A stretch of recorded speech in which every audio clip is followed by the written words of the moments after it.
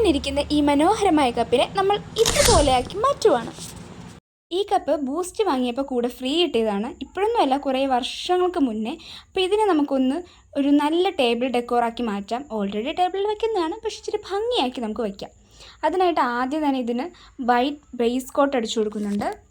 അത് ഉണങ്ങി വരുമ്പോഴത്തേക്കും ഒന്നുകൂടി അടിച്ച് നമുക്ക് സെറ്റാക്കി എടുക്കാം. നെക്സ്റ്റ് നമുക്ക് ഈ എയർ ഡ്രൈ ക്ലേ യൂസ് ചെയ്തിട്ട് എന്തെങ്കിലുമൊക്കെ ഡിസൈനിങ് ചെയ്യാം. അതിൻ്റെ അകത്ത് ആദ്യം ഞാനൊരു ലവ് ഷേപ്പാണ് മനസ്സിൽ ഉദ്ദേശിച്ചത്, പക്ഷേ എത്ര വെച്ചിട്ടും അതൊന്നും ശരിയാവുന്നില്ല.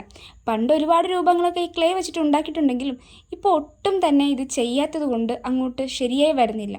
അത് കഴിഞ്ഞിട്ട് ഒരു ബോയ് ഉണ്ടാക്കാൻ ശ്രമിച്ചു, അതും സെറ്റായില്ല.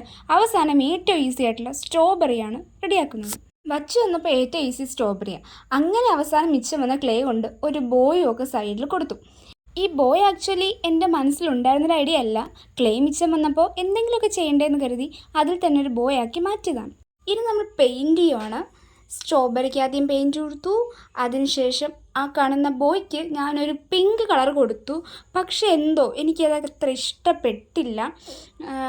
അത് നമുക്ക് മാറ്റാം. അതിന് മുന്നേ നമുക്ക് സ്ട്രോബെറിയുടെ ഇല വരയ്ക്കണ്ടേ. അങ്ങനെ സ്ട്രോബെറിയുടെ തണ്ടും ഇലയൊക്കെ വരച്ചു കൊടുത്തു.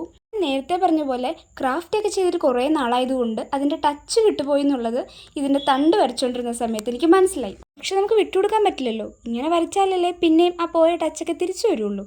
തണ്ട് ഇലയൊക്കെ വരച്ചതിന് ശേഷം നമ്മൾ നേരത്തെ പറഞ്ഞ ബോ ഇല്ലേ, അതിൻ്റെ കളർ നമുക്ക് മാറ്റി കൊടുക്കാം.